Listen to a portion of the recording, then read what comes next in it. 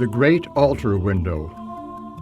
This magnificent window has three great but narrow lancet-shaped windows, each almost 16 feet high and 18 inches wide, with the theme inscription below the cross in the central panel, "Greater love has no man than this," from John 15. As was mentioned earlier, the altar window was installed before the dedication of the new church building on November 20th, 1955. There are actually two great events pictured here.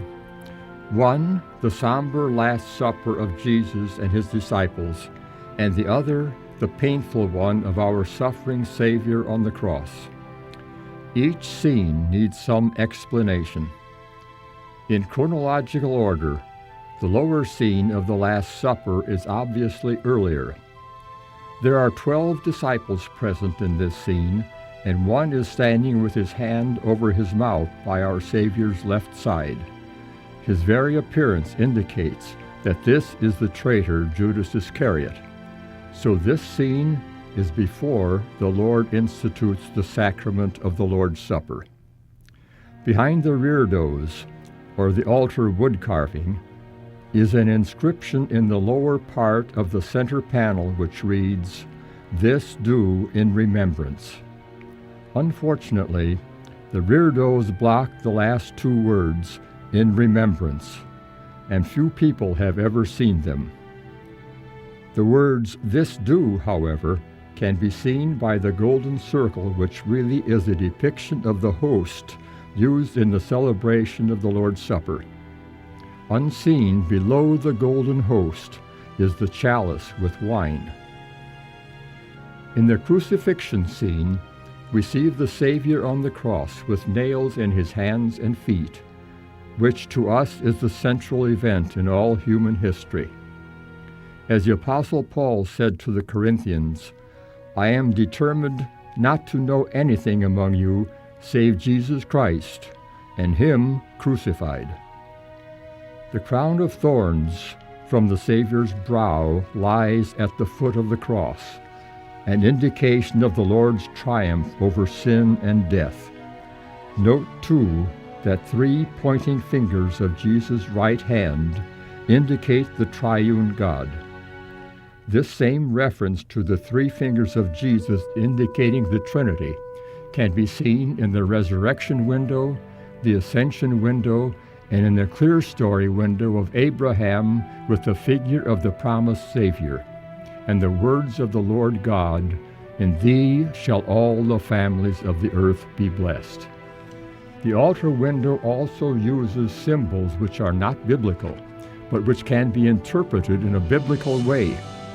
The references to the three pointing fingers of Jesus are an example, and the crown of thorns at the base of the cross is another.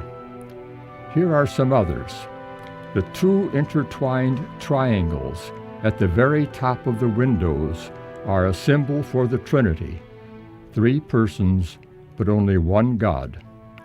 Note also the three fish arranged in a triangle on the table at the Last Supper.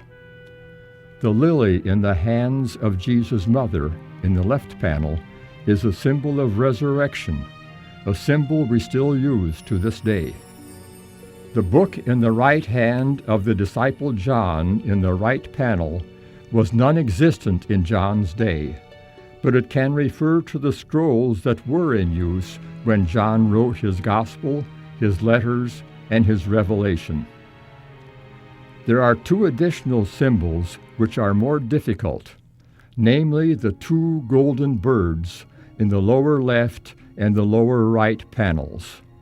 On the lower left, we see a golden bird, which is a mother pelican, pricking her breast with her bill in order to feed her starving young. Below it is the word sacrifice.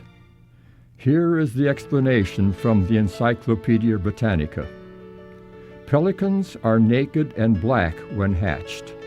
As they become larger, they put their bills so deeply into the pouch of the parent while feeding on regurgitated fish as to give rise to the myth that they are feeding on blood from the breast of the parent. This is the basis for the use of the pelican in Christian symbolism to typify atonement.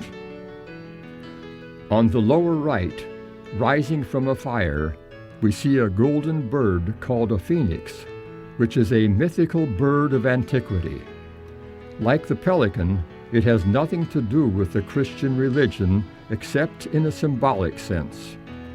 According to legend, the phoenix lived in Arabia, and at the end of its 500-year life, it burned itself on a pyre of flames, and from the ashes rose a new phoenix.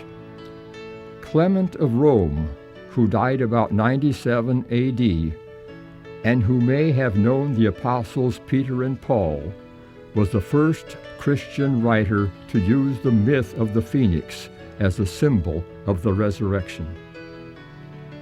Finally, in the extreme lower right corner of the right panel is a small piece of glass, difficult to see, which reads, William Morris, England, 1955.